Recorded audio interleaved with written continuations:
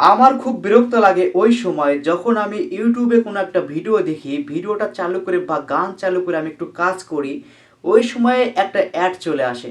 এখন অ্যাডটাকে স্কিপ করার জন্য আবার ফোনটাকে হাতে নিতে হয়, তারপরে অ্যাডটাকে স্কিপ করতে হয়। আজকে আমি যে একটা অ্যাপস দেখাবো, যে অ্যাপসটা আপনি ব্যবহার করলে আপনাকে আর কখনো ইউটিউবের কোনো অ্যাডকে স্কিপ করতে হবে না। ইউটিউবে যখন কোনো একটা অ্যাড আসবে, সেই অ্যাডটা যখন শেষ হবে, হওয়ার আগে যে একটা লেখা আসবে স্কিপ করুন, ওটা অটোমেটিক কিন্তু স্কিপ হয়ে যাবে। আপনাকে আর ফোনটা হাতে নিতে হবে না। তো চলুন শুরু করা যাক কিভাবে কি করতে হয় বা এই অ্যাপসটা কিভাবে কাজ করে। গুগল প্লে স্টোরে যান, এখানে সার্চ করুন অ্যাড স্কিপার লিখে সার্চ করুন।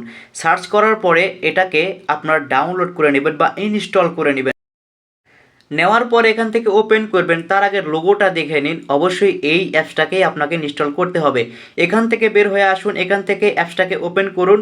ওপেন করার পরে এখান থেকে দেখুন এগ্রি, এখানে একবার টাচ করে দিন। টাচ করে দেওয়ার পরে দেখুন লেখা পারমিশন দিতে হবে অফ আছে, এখান থেকে ইউজ অ্যাড স্কিপার এখানে একবার টাচ করুন। এখান থেকে নিচে অ্যালাউ দিয়ে দিন। অ্যালাউ দেওয়ার পর নিচে দেখুন এটাকেও পারমিশন দিয়ে দিন, তাহলে এরকম দেখাবে, এটাকে ঘুরবে দেখুন হাতের সাথে। তো যাই হোক, এখানে পারমিশন দেওয়া হয়ে গেলে এখান থেকে বের হয়ে আসুন। এবার ইউটিউবে গিয়ে একটা ভিডিও ওপেন করুন। দেখুন একটা ভিডিও আমি ওপেন করেছি, এখানে একটা অ্যাড আসছে। অ্যাডটা কিন্তু অটোমেটিক কিন্তু স্কিপ হয়ে গেল, দেখতেই পাচ্ছেন। আমার কোনো কিছু করাই লাগলো না।